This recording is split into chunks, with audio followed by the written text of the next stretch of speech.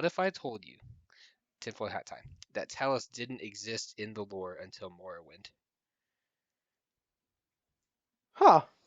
Wait, so was Talos not mentioned at all in the previous ones before Morrowind, or was he? Oh, well, characters that would become him were mentioned in Daggerfall specifically and in Arena. Um, so But yes, when was his? When was he first called that? Was he not called that? he Was was his first name not called, said? he was first as Talos the God. He is the first mention of him is in Morrowind. Really? Okay, that's So crazy. I know, right? And actually no, I take that back. So that's so Morrowind was the first main series one where he was in the lore. But the game's right after Daggerfall. So Redguard, which is a spin-off game, which included a lot of the big lore like Pocket Guide to the Empire, included Hmm. Talos as a god because of the events of the last game. But we'll get into that. So yeah, before Skyrim or before Morrowind, um, Redguard and Battlespire, the Imperial religion was missing Talos as a god. The events of the Elder Scrolls II Daggerfall and the ensuing Dragon Break, which is another version of in that lore, uh, describing when time is messed up and broken and Okay. reforms. Um, it caused a rift in time to reform it far in the past to create the current Elder Scrolls timeline with Talos as a god. Today, I'm going to be giving you a character showcase of Talos, which collectively is kind of is over three lore individuals who, after the events of the Elder Scrolls II Daggerfall and the Dragon Break, became the god Talos together. So, we should begin at the start when discussing the oldest of these three. When Nords speak of Talos of old, they are mostly referring to this character. And the main lore source for this is the five songs of King Wolfarth of Etmora. The first iteration of Talos was some sort of king or barbarian Yes, king. exactly. Back and also Skyrim has a plaque of him in Windhelm, if you didn't know. Been years since I seen anything. Since I even played Skyrim. Yeah, Wolfarth of Etmora. So, Pretty Wolfarth of faded out. Etmora, yeah, it is because it's thousands of years old at this point, or just re-etched. Anyways, when Wolfarth of Etmora came to Skyrim, this was in the first era of the Elder Scrolls timeline, where the Elysian Order, which is basically the Elder Scrolls Catholic Church dedicated to one god, Elysia, had conquered much of the human territories in Cyrodiil, had broken their chains from the elves. I think I've talked to you about this before. And I basically, put it like this. I don't remember don't worry, it's not barely a big deal. anything. I'm just giving you the background. So they had Right, established a right. theocracy and was basically the Catholic Church as a ruling class, and had displaced the Nordic traditional religion in Skyrim. When Wolfhearth arrived from Atmora, which is where a lot of Nords migrated from, he was having none of it. He displaced every ruler that was there at the time and was elected Skyrim's High King by the Moot. His, you know the shout power that you have in Skyrim. Yes. So this is the Thu'um, the voice of old. His voice and just like the great tongues of old, his voice was so powerful, and he was blessed with such like power with the voice. He can't normally speak. Oh, I If think they talked about that in Skyrim with like the Greybeards, like they can't really Yes, speak most because of of. them cannot. Only the leader of the Greybeards can. So, um, to swear into office, he had to have scribes do it because he could not speak the words, or else he would cause havoc. Question: Uh-huh. Be- Before Skyrim, was he ever mentioned? Yeah, Wolfarth was mentioned in plenty of lore before Skyrim. Most of his lore, the five songs of King Wolfhearth, which is like the main lore book that describes his life Hmm. and events, came out in Morrowind. Lots of the Okay, so mainline lore, much of it was written in Morrowind just because they had hired so many writers and they were really passionate. And okay, then, so we knew. So the shouting and all that was known before Skyrim. People had a general yes, idea what to it was expect. called the Thu'um. It wasn't called shouting, but basically is the Nords spoke in raw power, gifted this by their goddess Kine, which is they're the wife of their main god Shor, who we will get back to. I thought this came from dragons. No, it did not. That was co-opted by Skyrim, um, as like going through Parthenax from Kine. But in the mainline lore before that, it was gifted directly from Kine to mortals, including Wolfarth. Wait, there's multiple timelines? No, did I say timeline? I think you did, but I might be wrong. Anyways, I'm just saying in the canon before Skyrim, it was gifted directly to Nords by Kine herself, which is like one of their primary religious gods. But anyways, so Wolfarth arrived from Atwura. He becomes High King because of his sheer Chadness, um, and no As one you do in contested him fantasy. because he's so strong. His first law that he instituted was he banned the Catholic Church, the Elysian Order, in Skyrim, and had a I'm sure fiery this was restoration of the Nord religion. okay. So Catholic Church came in, or Fantasy Church came in, replaced the old religion. Hmm. Then the old religion had some Giga Chad be born, Yeah, Giga Chad and restoration. They were banished from Skyrim. Their laws were overruled. Their priests were put to the stake, halls set ablaze, all of that. And because of this, they gave him one of his many titles, Shor's Tongue, and Ysmir, Dragon of the North. that's a cool title. It is. It's very cool. So Ysmir is one of his most common titles, and we'll be coming back to that title as well. He didn't rule just as a statesman. He had these 5 songs in lore about him, which is basically the lore book that most of this comes from. The first song tells of what I had already told you, how he ascended and kicked out the Elysian Order. The second, Were these humans? the Elysian Order is humans, yep, from Cyrodiil. Basically a theocracy instead of an empire. They abandoned emperors after a while Wait, and so was this was directly before the ruled. Empire. No, this was after the first empire.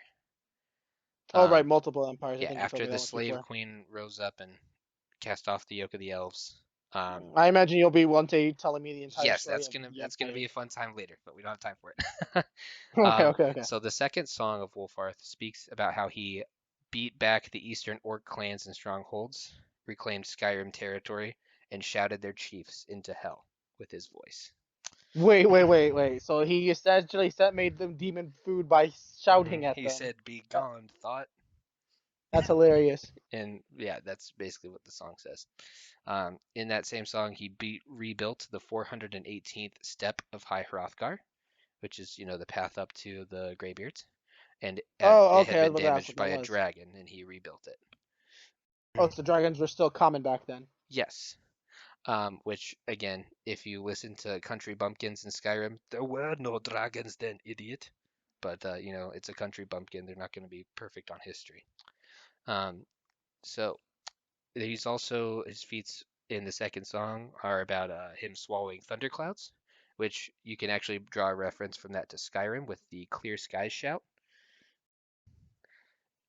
Let's see Is here. any of this hinted at in the game? Like, or is this, or do Oh you have to yeah. like? So there's there much of the lore books in Skyrim are still the same ones from Morrowind.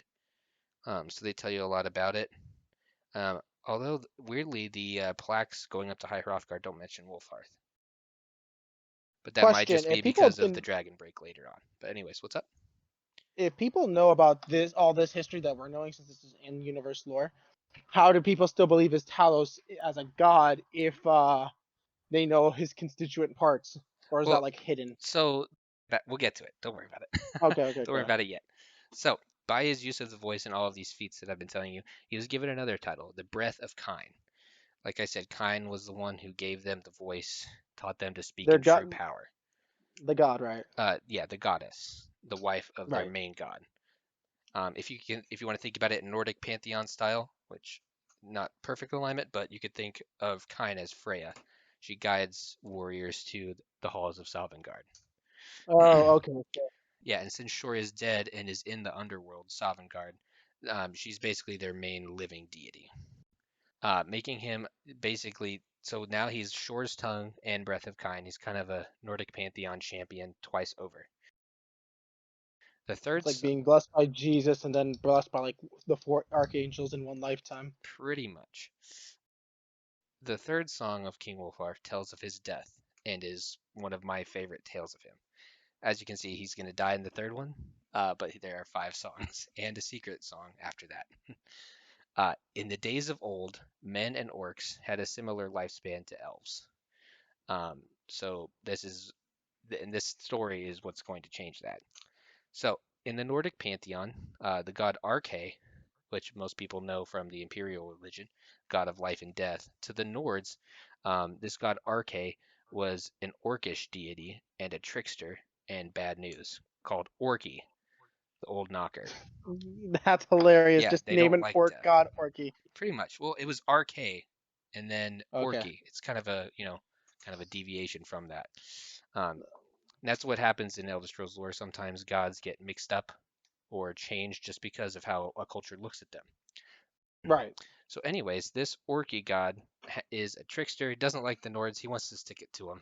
And he definitely wants to do it, especially now that Wolfarth is around, because he's restoring the Nord kingdom, conquering territory back, and doing all these cool, badass things. So, Little salty that the Nords are doing actually all right in this era, I yeah, imagine. and I want to point something out to you. So you see that Talos statue I posted Right. with him over the snake? I So imagine Orky's the snake. Orky is the snake, and you know what? In the tombs in Skyrim, I'll say what you want about how Skyrim maybe bastardized the lore. The artists for this game called back to the lore so well, so well. I just wish the writers kind of did that too. So this is Orky. I just posted that new image. Um, Right. I'm seeing it. you can see this in the tombs in Skyrim, like leading up to the little puzzle door with the claws. They represent the gods in the Nordic pantheon as they should be. So this is Orky. So Orky's animal totem, like in the Nord religion, every god has an animal totem. Orky is a snake, so that's why all of the Wolfhearth statues depict him stabbing the snake because of this story. Oh, that's So a neat story. I know, right? So Orky summoned the ghost of Alduin, the World Ender. So Wait. uh, Oh, right. Alduin's dead at this point. He isn't Alduin, no, revived. he's not dead. You cannot kill Alduin, and I'll get into this in a little bit. Actually, I'll get into it Okay. now. So, Alduin is greater than the gods, and I'll tell you why. Okay. Because Huh? Alduin uh, is is the single dragon god to the Nords. There's no difference between him and Akatosh to the Cyrodiilics and Oriel to the elves. Now, this is important. Uh, Akatosh, Alduin, and Oriel are basically different aspects of the of the one whole time god. Now they represent the beginning, body, and end of time respectively. So Alduin could be thought of as the end of time in and of itself. So no matter Doesn't what, this give him more power as being worshipped as a literal concept rather than just an yes, aspect of something? exactly, exactly. He is time incarnate basically. He's the end of time. So you can't kill Alduin like in Skyrim how you don't absorb his soul because he will just return at the end of time because he incarnated early. So basically, what Orky Oh, did so that was end of the he world thing was entirely possible had we not defeated him because he would have still fulfilled the prophecy. possibly. But again, I'm not sure that a Dragonborn could actually face the full incarnation of Alduin, just because he's going to swallow the entire world, not just some A little souls in bit bigger. Sovngarde. Yeah, a little bit bigger. Think of like the world serpent Jormungandr. That's kind of what it's supposed to be. And do you know the Ouroboros symbol? I know what it The serpent represents, eating but its not own much. tail? That's Yes. basically how time works in Elder Scrolls. So there's the head, which is eating its own tail. Alduin is supposed to eat the world, and it's supposed to be born anew after that. Okay. But anyways, we're kind of getting off track. So Orky summons an incarnation of Arche to eat away at the time of the Nords. So this is a lesser aspect of Alduin. He still had power over time. Um, all Nords were their lifespan was reduced to the age of 6, and all Nords living in the world were reduced to the age of 6, Wolfarth included. So wait, they became They children? became children, every single member Oh, of their race. So yeah, okay. So I they're met that this should be Orky is sitting there they laughing his ass off. question. Hmm. How the fuck do they survive then? If they're like all the age is 6, you think these kids would not, unless they kept their mental faculties and just became small. Well, let me get to it. So, Okay. after this happened, after this happened, Alduin eats away at the lifespan and life of the Nords. Wolfarth, a 6-year-old boy, pleaded to their god Shor, the dead Lorcan, from the head of their Nordic pantheon to help his people from Sovngarde. He answered his great king's call. Shor's ghost was summoned into the world, into Tamriel, and did battle with Alduin. Now, Shor, Lorcan, is definitely a greater god, and even his ghost was able to defeat this lesser incarnation of Alduin. They did battle above the skies of Skyrim. That And must have been awesome to watch. yeah, I know. I wish there was more fan art of it so I could post something for you. But anyways, so Wolfarth, a 6-year-old boy who summoned this god, is watching this battle, and he learned many new words which he put into Thumes later. So he like learned new shouts from the gods themselves. So are those rocks we find all across Skyrim that like something he personally No, inscribed? well, no, that's unrelated. So that's what they just put words in the dragon language there, and you can kind of read it. It's different. Okay. This is like learning directly from somebody. Oh, okay. So Shor defeats Alduin and casts him out of time again until he's needed at the end of time to eat the world. So one of the Thumes he learned while watching their battle is a Thume that is referred to as Shake the Dragon, which since dragon is Alduin and the time god, shaking the dragon means he can mess with time now with his voice. So after the ghosts of Shor cast Alduin out of the world, um, Nords regained their humans' lifespan. It was never the same as the elves again. Um, but That would have been pretty fucking yeah, salty. and as a backlash to this, all orcs also lost lifespan because it was kind of their thing that they started. So they kind of they got Nords got at least a bit of a comeuppance because now the orcs don't live as long as elves either. But however, this did not resolve the 6-year-old issue. All Nords were still six Okay. years old Okay, when that was my next when question. Shor I was got like, when is dispelled. this real? So Wolfhearth is just is so sad about this. He's like, I got to learn how to fix this.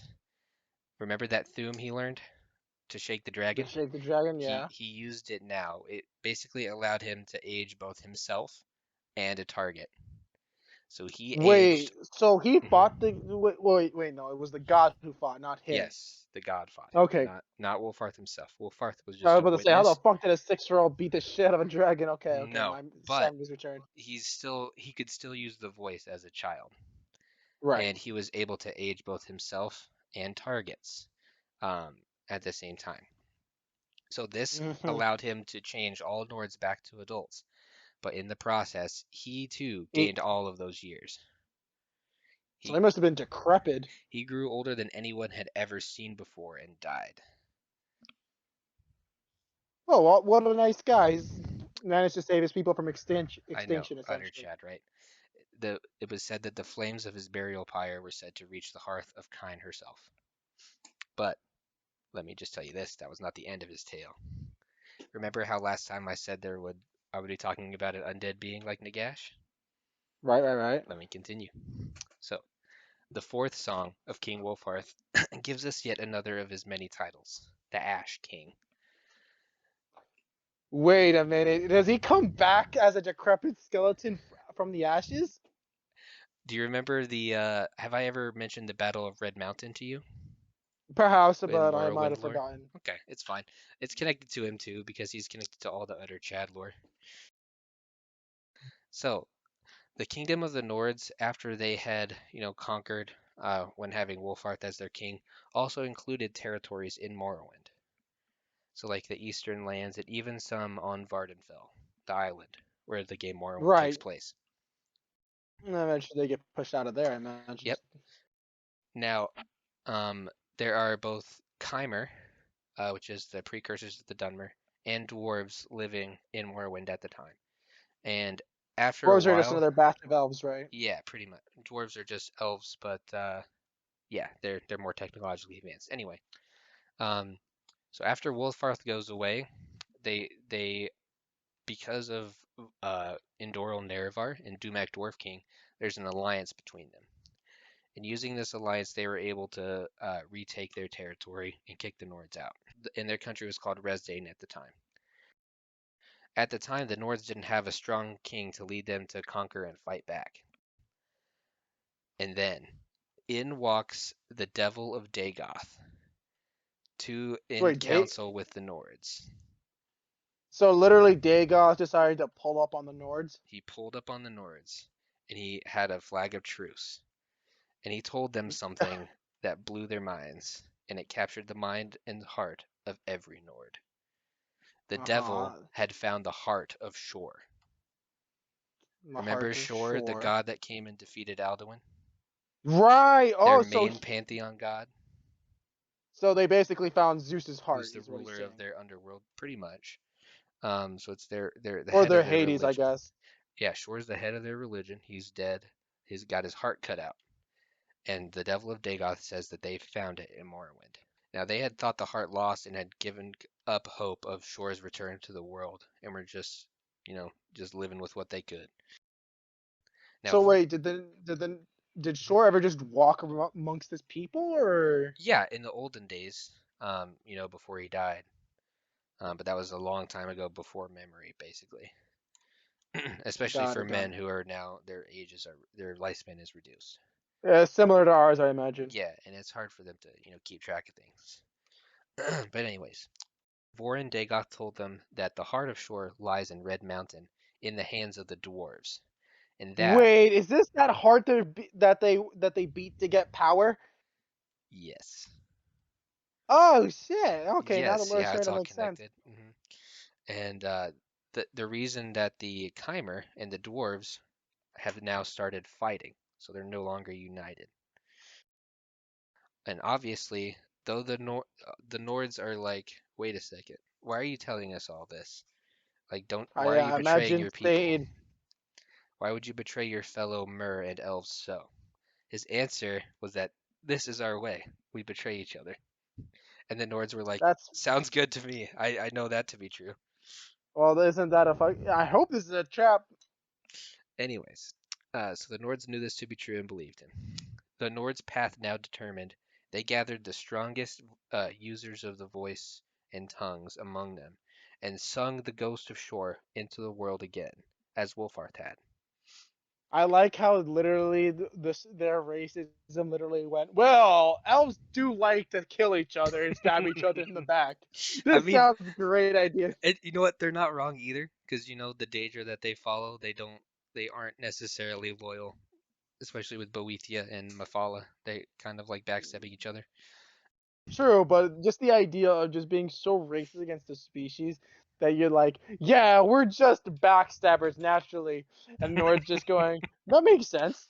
Exactly. Why wouldn't it? So, Racism for the win. What a gamer. right.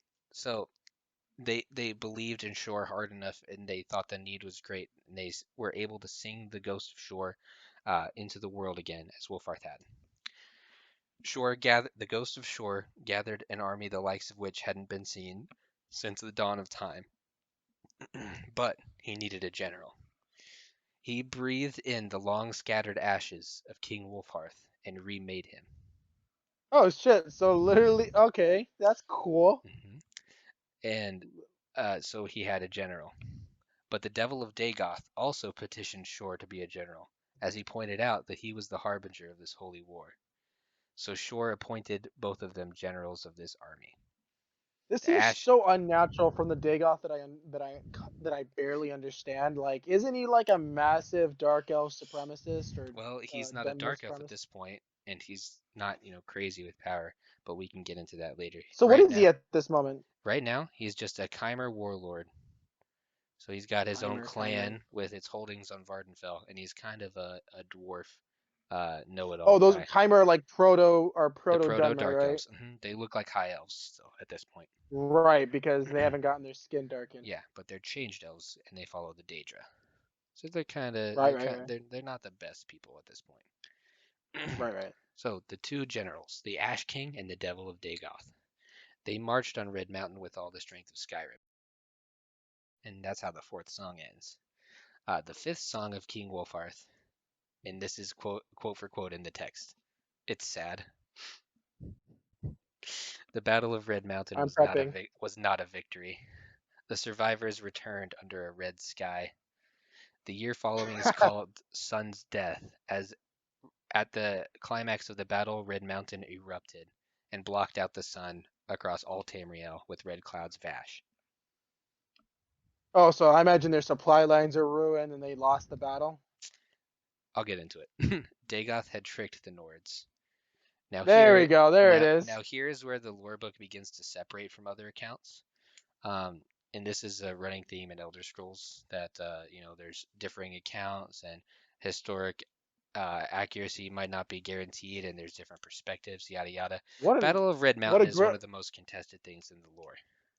honestly, what a great way to be able to justify retconning. I know, right? And some people even say that a dragon break took place here, but it didn't really make sense. It doesn't really make sense that Seems that would like it's a happen. cop out. Yeah, it is. But anyways, this is the account that's put in the Songs of King Wolfarth book, and we'll read my summary of it. So this is the account that's basically widely believed by most historians in lore, and it's what the Nords believe basically to this day. It claims the Heart of Shore was never there, and it was all a lie given to us by the Devil of Dagoth, to see the strongest of the Nords wiped out by the combined forces of the dwarves and Chimer together. Remember how I said they were fighting? Well, this account Mm-hmm. says that they fought together against the Nords. It also tells Would have been about a how the sorcerers of the Chimer and Dwemer lifted up the entire volcano of Red Mountain and dropped it on top of the Ghost of Shore, trapping him under Red Mountain for the rest of time. so that's why they can't call him, basically summon him anymore after this, I imagine. Pretty much, yeah. That's why they don't even try, because they believe he's trapped forever. They really broke the Nord spirit here. Sounds like it. When they make an entire song saying, "Yeah, we got our ass beat, our god got sent to prison, our pockets got ran, man." Pretty much. They went to slaughter all the Nords remaining after Shor was defeated, but not before King Wolfhearth killed Dumak Dwarf King and doomed the dwarves. So the Nords basically claim that, hey, we caused the dwarves to die out. We did it. That sounds like cope. Our king did it. We're the best. Anyways.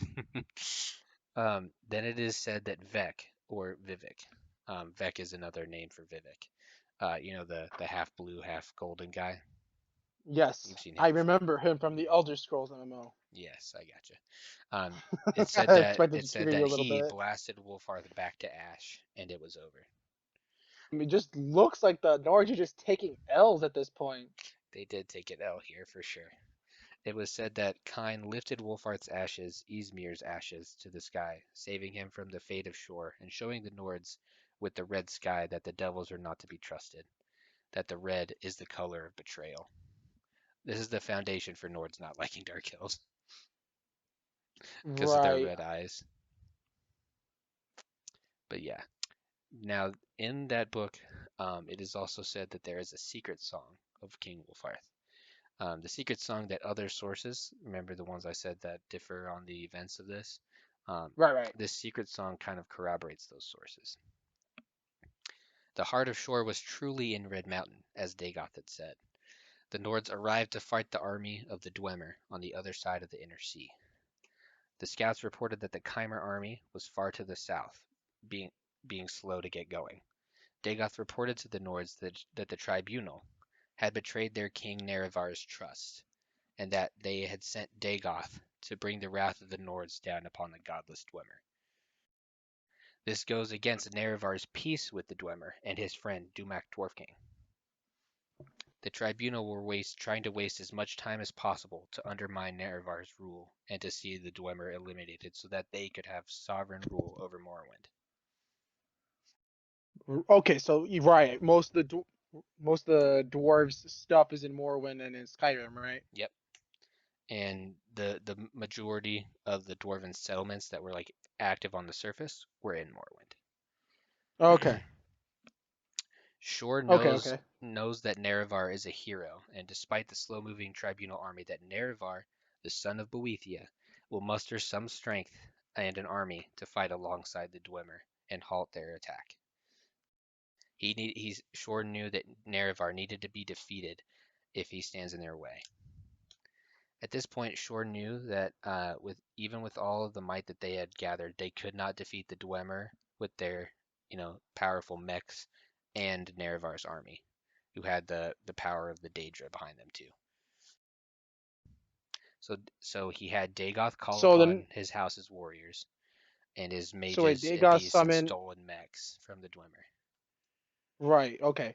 My big question was, so Mhm. Nerevar was summoning demons or something to help him out, or the Daedra So, just backing him? well, they're just backing him, essentially, because he's like they say he's the son of Boethia, and he's also the chosen of Azura, which is their other Okay.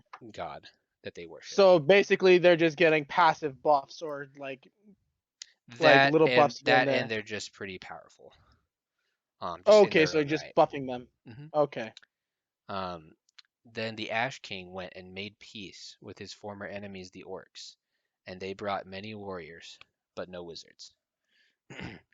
Some of the Nords in this army were kind of displeased that they had to fight alongside some of their former enemies, with Chimer from Dagoth Right. and orcs that they had fought with before. But Wolfarth said to them, "Don't you know where you really are, or why we're fighting? Don't you know what this war is? The ones who knew and understood were the ones who stayed. This is a holy war for Shor, their chief god. We don't get things like this in the Elder Scrolls at the current day, do we? No, not really. It just seems a lot more political. Modern Exactly. Elder Scrolls And seems a I little. think they did that on purpose. This is basically the Crusades of the Elder Scrolls. Really? Yeah, pretty much. It's one of I'm surprised. I Usually, mean, the Crusades are a there's human thing in fantasy. there's like three holy wars. This is one of the major ones and one of the biggest wars in the Elder Scrolls history. This has got a lot of lore Right. implications. But anyway, suffice it to say, um, the there are varying accounts of what happened next and the fighting. Suffice it to say that Shor did eventually get to the Heart Chamber and was trying to reunite with it. But the forces of Dumak and Nerevar used the Dwemer's profane tools, which they had been using to tap into the power of the heart. They used it to make the ghost of Shor solid and cut the heart out of him So they before literally he could. made Ghost physical, and then hmm decided to rip out its heart Aztec style. Yep, pretty much.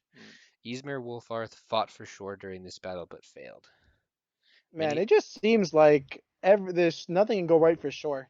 yeah, especially not in this battle, that's for sure. So Wolfarth was defeated, but he did not die that day in Red Mountain. He returned to Ash, yes, but having been resurrected by Shor, their primary deity, he could not truly die. In another lore book, supposedly written by Ysmir Wolfarth himself under yet another name, this one being more important, the Underking. This book asserts that Wolfarth staggered out of Red Mountain after it erupted and returned to Ash to follow the eruption back to Skyrim. So Wolfarth lives. Now, I'm sure at this point you're like, what the hell? What, I thought we were talking about Talos. You're just telling me about this old Nord king, right? Yeah, yeah. You're that. So far, I've learned more about the god Shore than I have about Talos. So my I know. mind is Well, going. they're very connected, as you'll see. Now, where does Talos fit into this? After Red Mountain, Wolfarth is greatly weakened, as the ghost of Shore was, you know, got glomped on, BTFO'd. basically. Yeah. So he's so disheartened by this and pissed off for losing this fight. His basically his entire personality changes, and he's just like hell bent on attacking and destroying the tribunal. Which I imagine doesn't really go that well, seeing that they're still around. Yeah, and they gained a lot of power after that. They basically became the three living gods of Morrowind, but that's for another time. However, and since he no longer has his original form, he has to take on a decrepit old form like this image. Now, you'll also see that this is the cover art of Daggerfall. Oh, so that's Shore? This Or is not Wolfheart, I short. mean? This is Wolf. Well, I'll get into it. He would remain a king, but as this form, he can't rightly, attend functions and things like that, right? Just wouldn't work out. But instead, he would rule from the shadows. He would become the Under King. Yeah, it's a good thing that I can imagine that zombies or necromancers aren't are zombies and necromancers not a thing? They are. Yeah, they are. Okay, so then people would honestly be trying to stake him or something at this point Exactly. then. People would not trust him. They're like, Ysmir's dead. He's was lifted into the heavens by Kine, and we worship him as a hero god. So Ysmir is being worshipped by the Nords at this point, I'm kind of like surprised he a lets it hero happen. god. Or does he not mind it being He, worshipped? he doesn't care. He's too busy trying to do other things. At this point, he can be kind of thought of as a lich without a phylactery. He just can't die. He'll Right. just return to ash and then reform later. He is No. cursed with this sort of immortality and can't die. From this moment on, he would do a lot of deeds, great and small, but he Hmm. wouldn't attribute them to Wolfarth because, he doesn't want to ruin his reputation anymore. Right. It's kind of like, oh, I died, cool. We'll just leave that as that's a nice story. Oh, so does he like, yeah, but here's my totally original Mhm. do not steal Talos. Oh, He well, is such no, an not quite. awesome guy. You're Not not, quite? you're not wrong. So basically, whenever the Underking would do feats, he still could use the voice. He could do um, just really cool things. Basically, whoever would see these things would be like, "Wow, that's really cool. I wonder who that is. That must be a great Nord warrior or king." Um, and in one of those deeds, someone called him Stormcrown, which in Old Norse, Hello, Old Nordic was Stormcrown. Talos. The word Talos means storm crown, as Wolfart still used the voice to summon storms. Now, later on in the history of the Greybeards, the Greybeards of Skyrim spoke a new prophecy, and this is late in the Second Era, after the Riemann Emperor had crumbled. This prophecy spoke of a new Wait, emperor. wait, wait. Mhm. Riemann Emperor? Yeah, yeah, Riemann. Are they even trying? I know, right? So anyway, well, Riemann is for another time. He's a great lore character too, but I we don't have kind of time want to for hear it. about the. Yeah, I'm excited to hear about this Riemann Empire. Wow, I wonder where they got that name. I know, right? Anyways, so the prophecy says the new emperor will come to finally defeat the elves and unite all of Tamriel under his rule. Oh, so this is the Cyrodiil Empire, I imagine, or whatever they call it, the Septim. So yeah, the empire they say an empire will take over all of Tamriel, which had never been done before. Now Wolfhearth hears this prophecy and he's like, you know what? I'm pretty dope. Maybe this is about me. He goes to the Greybeards and undergoes their test, like you did in Skyrim, where you stood in between them and they shouted at you. Right. He could not So withstand their voices and was blasted to ash.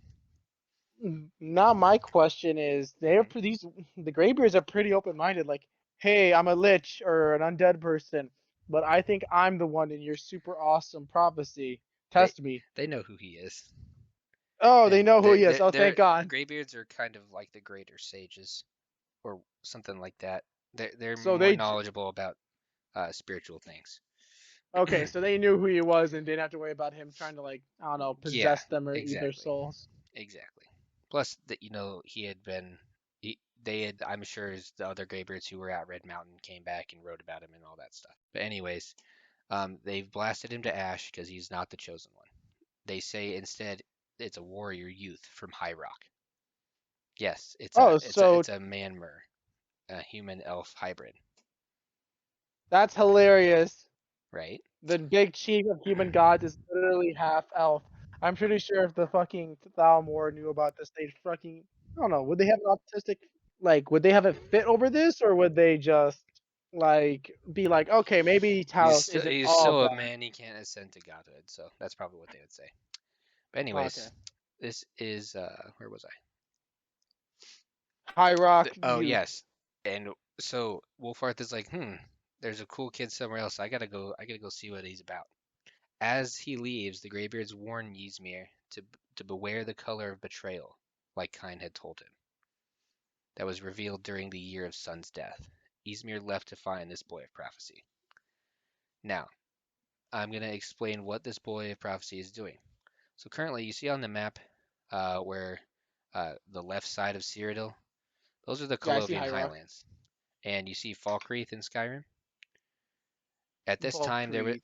yeah, it's in the bottom Yes, left-hand I corner of see it. Skyrim. So during Yep. this time, there's a king, Kulakane. He was the king of Falkreath, and he had conquered the Colovian Highlands as well. So he's kind of making a name for himself, conquered a few kingdoms. He's doing the CK3 stuff. Baller. Hjalti Earlybeard is the name of his general. He is this chosen warrior from High Rock. His name is Hjalti Oh, so he's Earlybeard. already a general. He's already a general, and he's Yep, considered young. he's a very good tactician. And Kulakane, the king, is building a vast army of Cyrodiils and Lords to try to rebuild the Cyrodiilic Empire after the Riemann dynasty has collapsed. This, Shame when empires do that. yeah, right.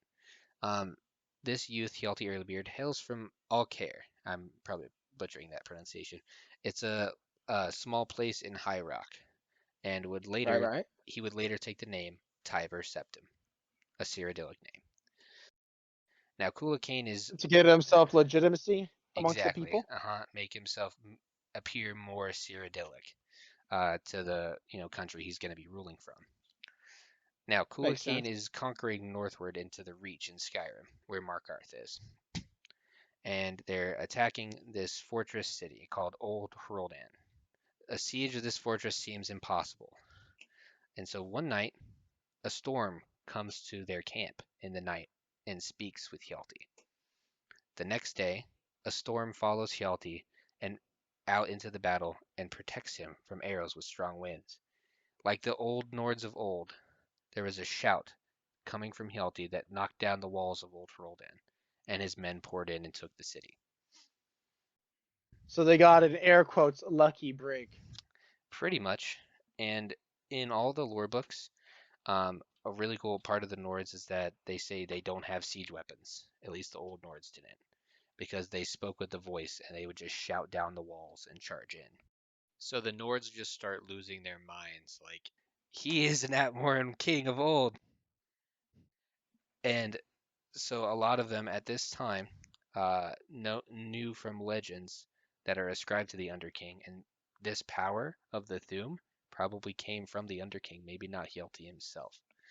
They say, "Oh my God, this I can't believe it. This is Talos."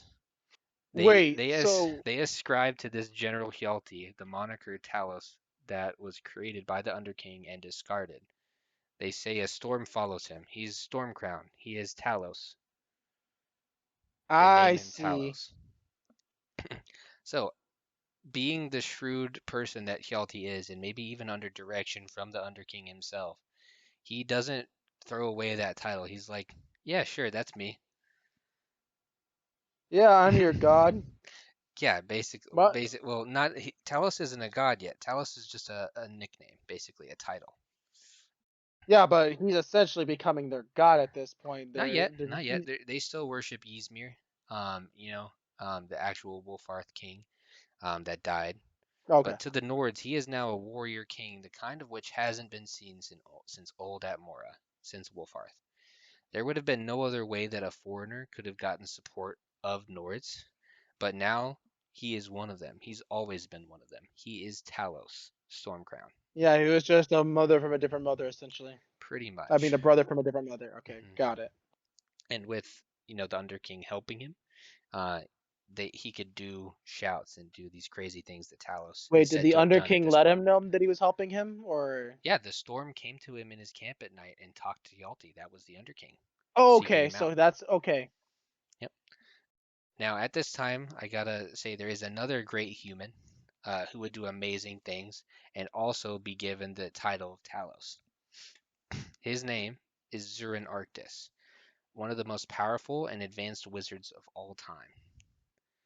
Basically, the most chattest wizard to ever wizard coming out of Cyrodiil.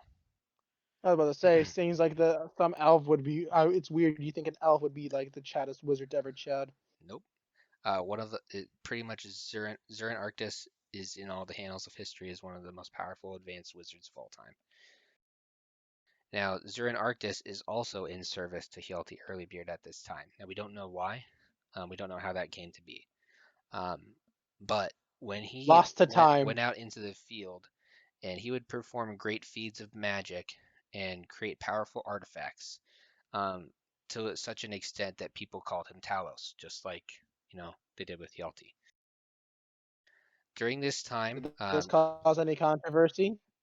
no, because during this time they made it careful to appear that Talos isn't in more than one place at a time, and Hjalti eventually, helped Kulakane conquer the Imperial City and other territories,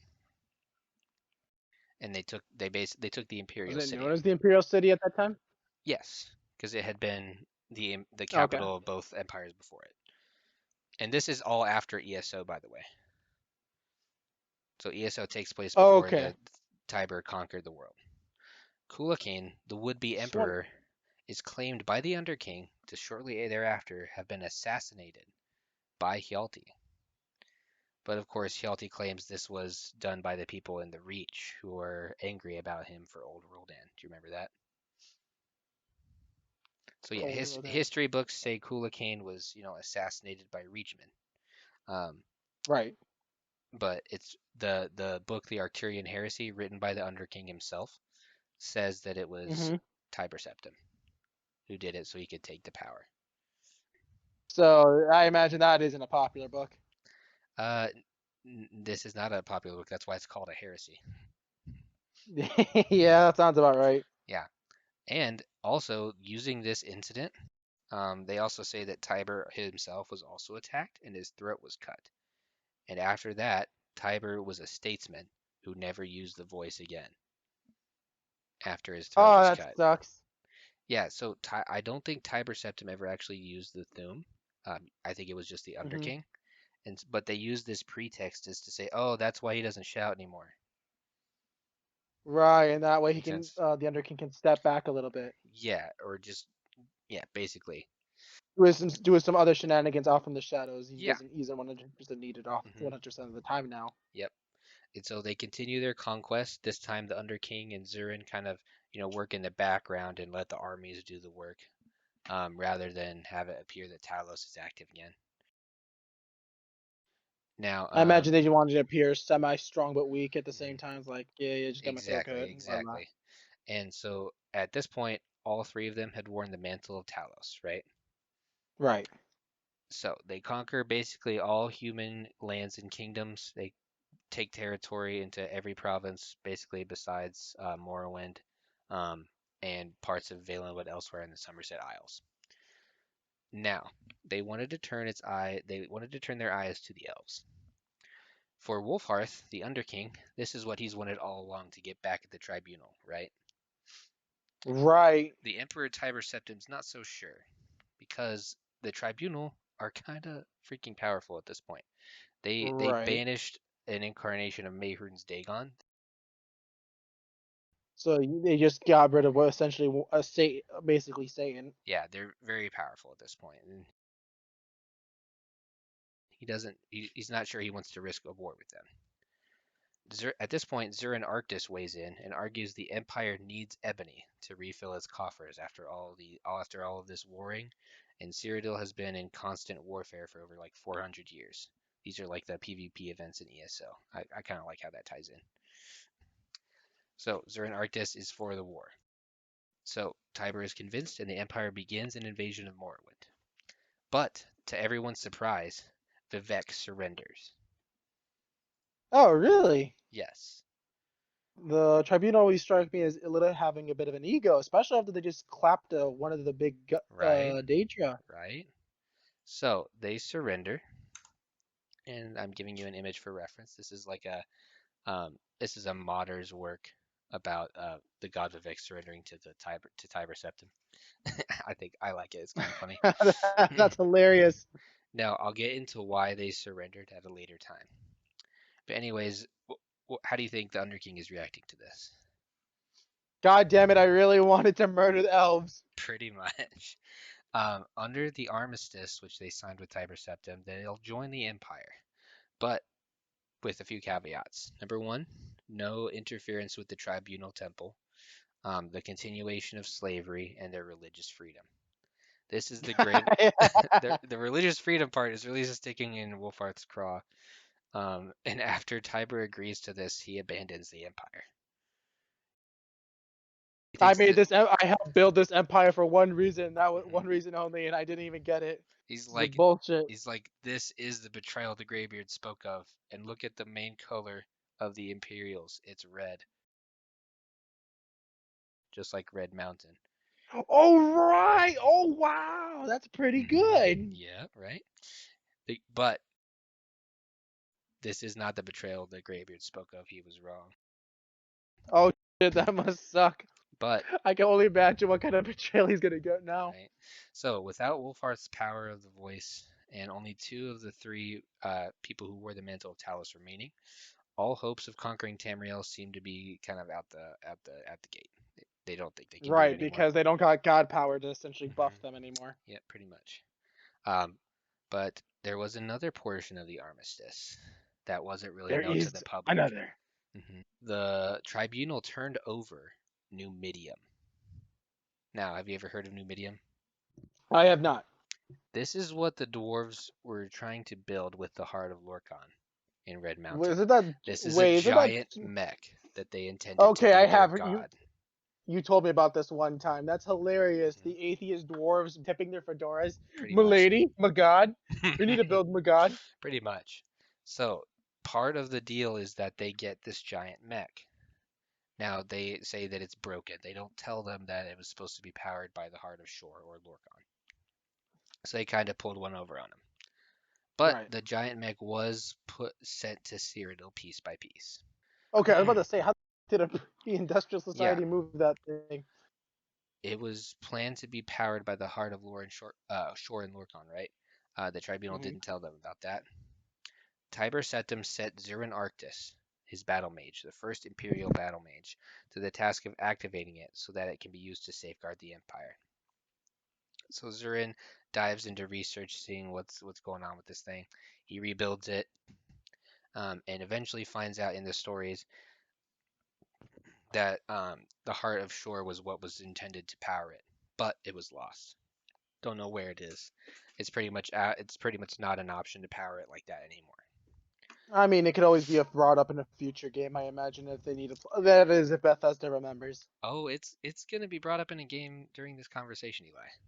Oh, So he discovers that the power source is gone, right?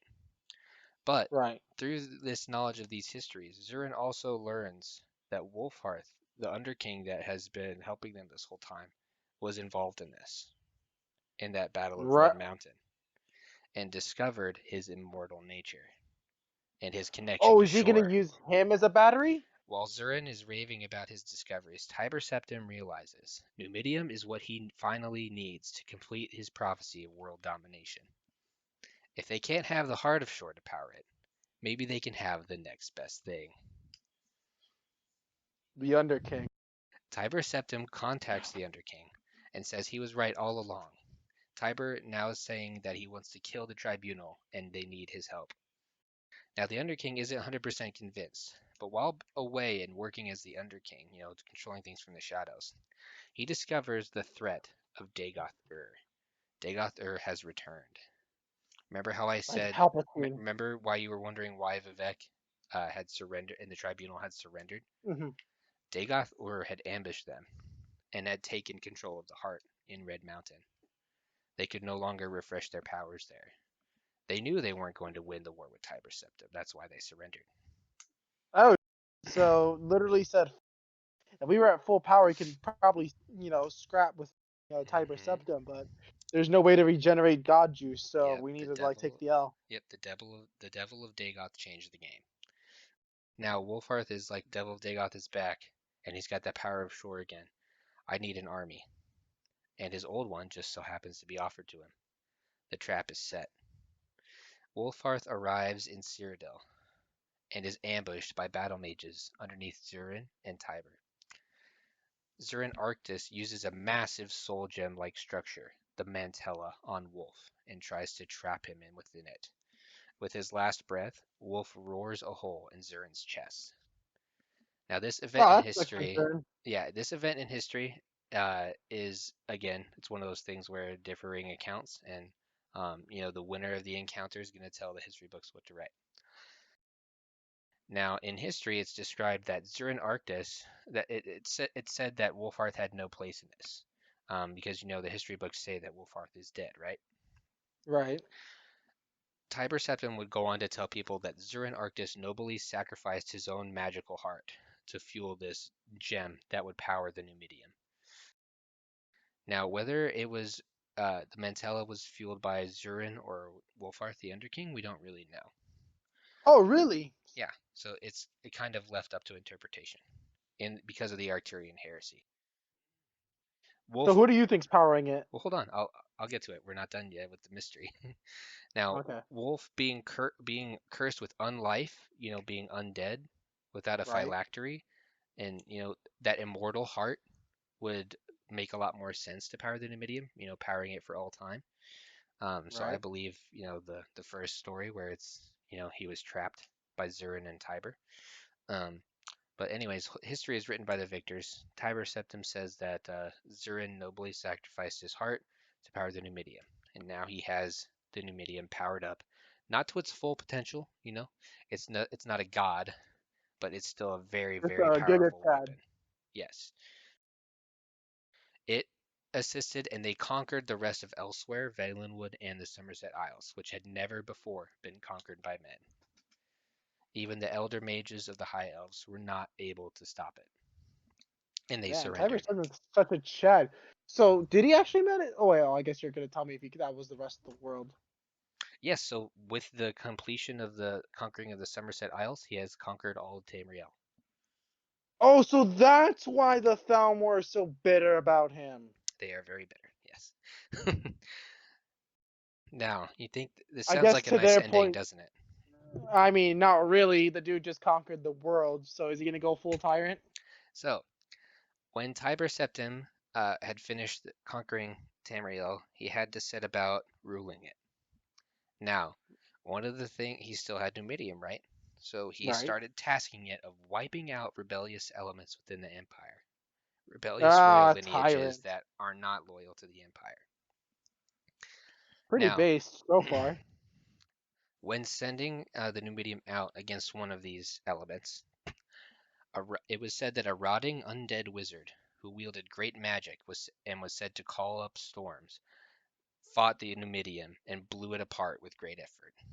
But the Numidium pounded this entity into the ground, leaving only a splotch, and the mantella which powered it disappeared thereafter.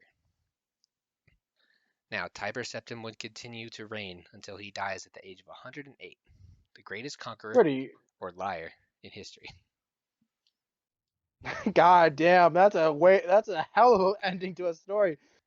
right? Yeah, and throughout his, reign and dynasty and his um, and his children and all of that, history is written to serve the dynasty.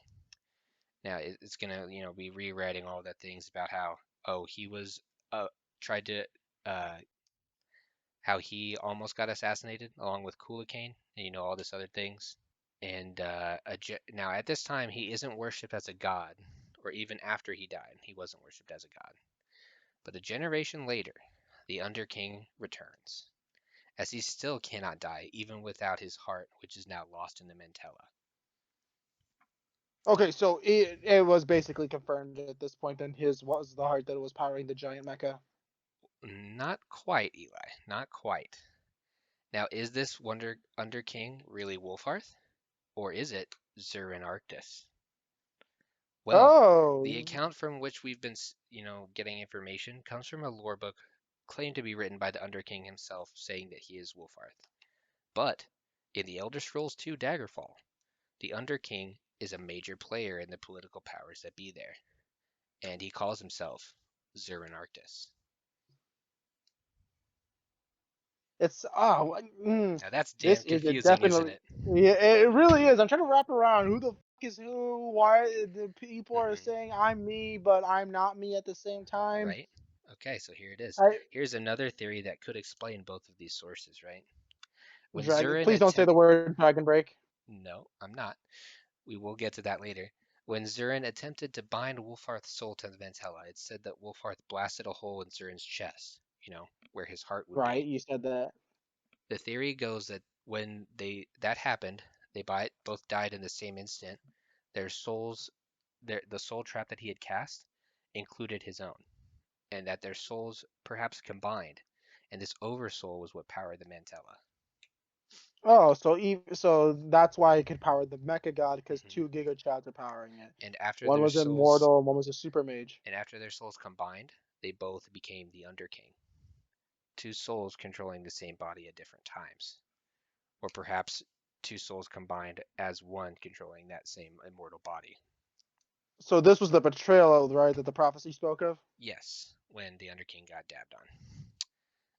So they both became the Underking together. Either way, the Underking continued his wily ruling, behind the scenes for a few generations. And eventually, Tiber's dynasty has gathered up all the scattered pieces of Numidium. He's gathered the giant mecha pieces. They've gathered the giant mega pieces, and this brings us to the Elder Scrolls 2 Daggerfall. You remember the Emperor from Oblivion? I remember him faintly. Is he the one that says, "I remember your face"? Yes. This is the main Emperor from Daggerfall, and he's trying to get the Numidium back. He's trying Oh to wow, get so it it must have for the been. Empire.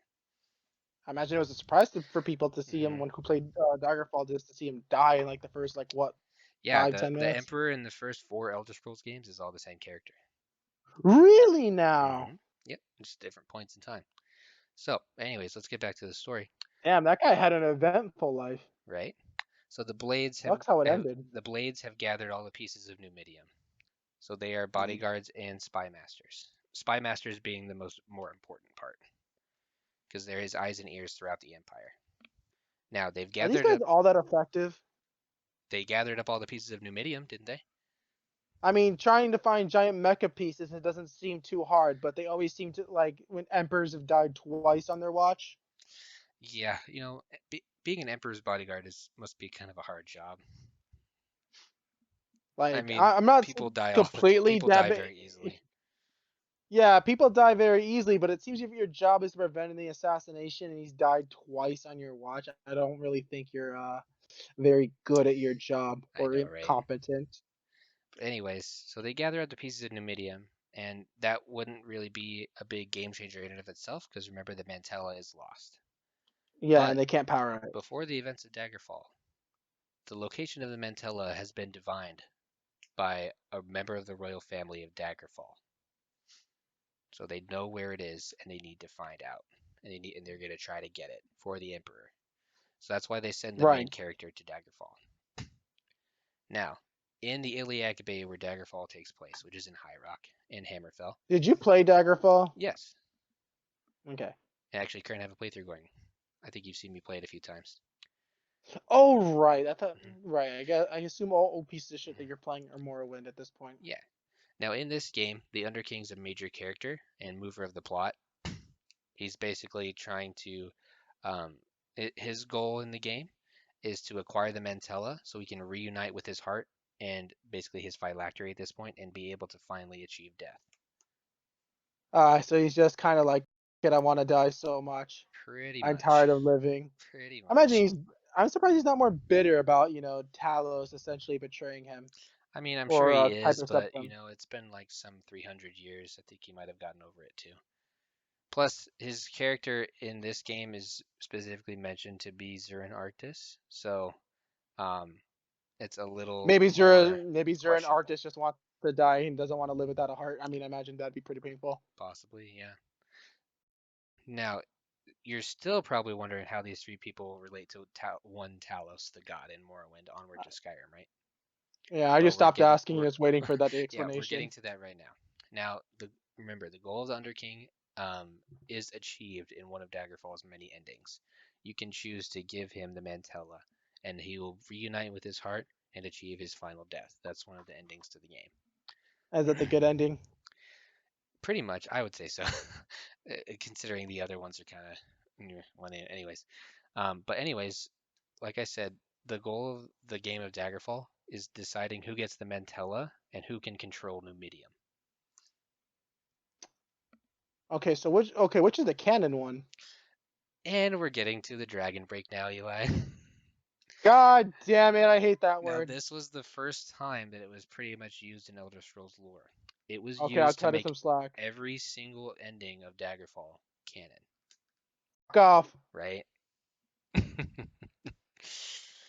Yeah. But anyways, so here Like goes. I have the most barest bones of understanding, but Mhm. it's literally feels like it's the writer's way to have their cake and eat it too, I and because they're agree. too I cowardly agree. to just say, yeah, this is definitive ending. You can make your own fan fiction about what happened to the others. Pretty much, yeah. So they make all the endings canon. And but you know what a Dragon Break is, right? It's a shattering of time, I rewriting of events. Now, That's from what I was about to describe. I just thought it was just literally the timeline breaking in three or however many pieces, not and then quite, because continuing it can on. also affect the past. Really? Yes. So let me get into the meat of how Talos came to be. Now, all three of these characters who wore the mantle of Talos, Hjalti, Tiber Septim, Wolfhearth, and Zurin Arctus. Now, all three were thought to be chosen ones of humanity, called Shezarines. Now, Shezer is just another word for shore or Lorkhan. Kind of like how you know the Nerevarine is reincarnation of Nerevar. The Shezarines are Mhm. incarnations of Shore or Shezer. So anyone with the word "een" in their name tends to be rather That important. means they're an incarnation, yes. So now all of So these three. Go ahead. I was about to say, can there eventually be a Digotharine? A Sharmat Arene, maybe. But anyways, now all of these three Shezarines at one point or another bore the title of Talos Stormcrown. Now, when the Right. Underking achieves final death, this causes a break in the timeline because within the mythic, the god space where, uh, gods are worshipped and thought of and understood by mortals, that affect the worship and people's minds affects the gods, right? Kind of like the warp in Right. 40K.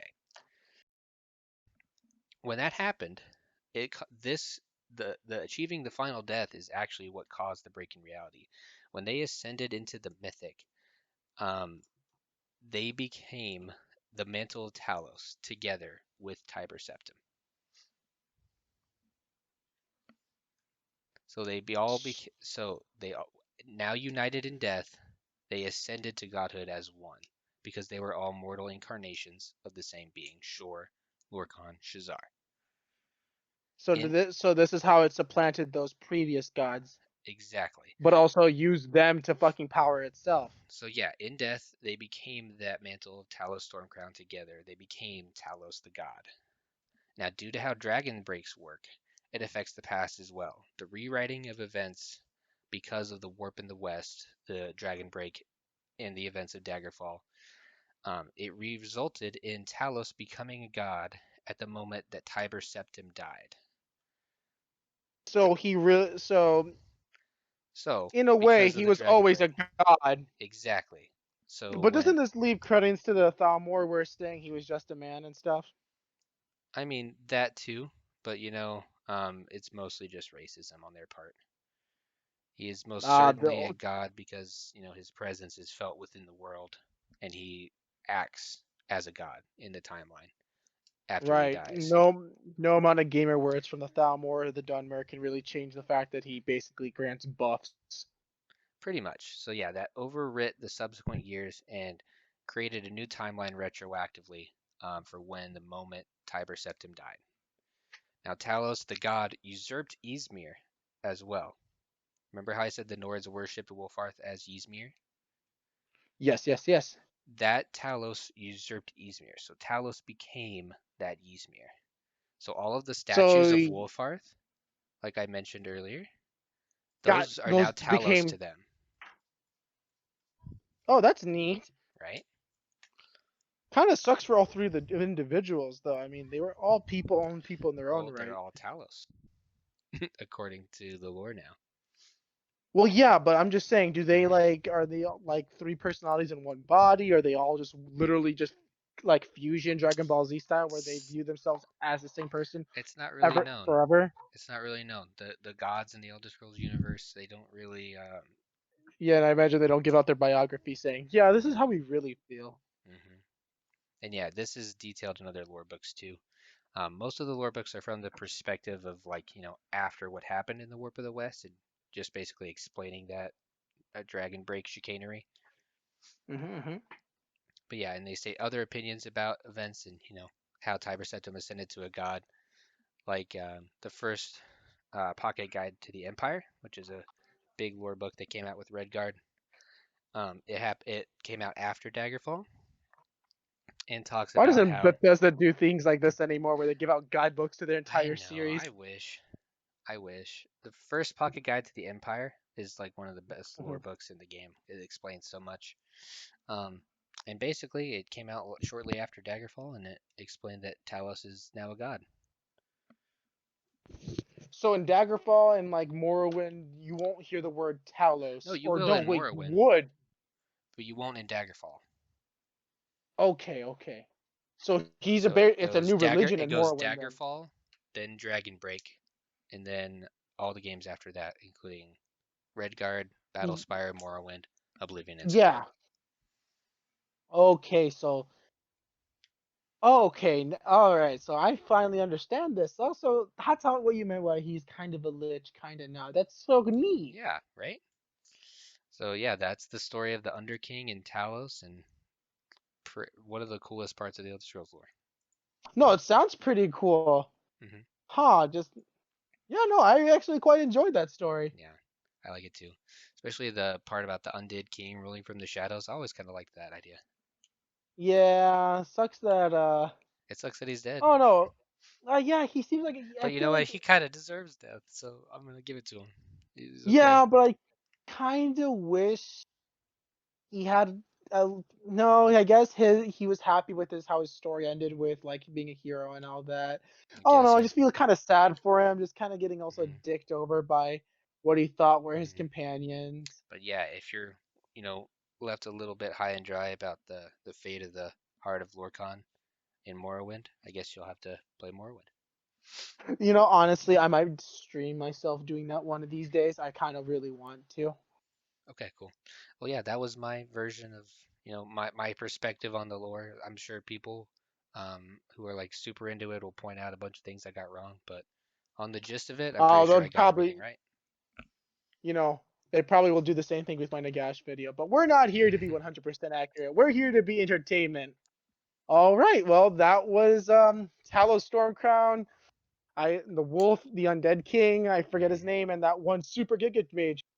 Yep, Zurin Arctis. All right, Neil. I think this is where we're gonna end it. I Hmm. thoroughly enjoyed this video, Hmm. and next week I think I have the perfect video for this to match this one. Oh, It's really? gonna be Any hints? great. Uh, they're both about kings who define their universe. I like it. Can you get? You want to have a guess on my Is it? get my? It's Warhammer, right? It's gonna be Warhammer Fantasy, yeah. Okay. Is it Carl Franz? No, No. but I like how where your head is at.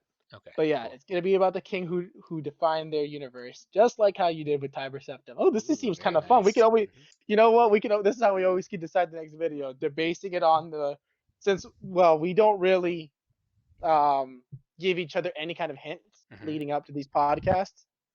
So what we can do is just give one another a hint for the next episode. Cool. I like I it. mean, people in the know will, Hmm. I don't know. I barely know jack shit about Elder Scrolls. I played like 2 games, Yeah, well, and now you'll have you, a better understanding of all those statues and yeah, why the Nords really like Talos.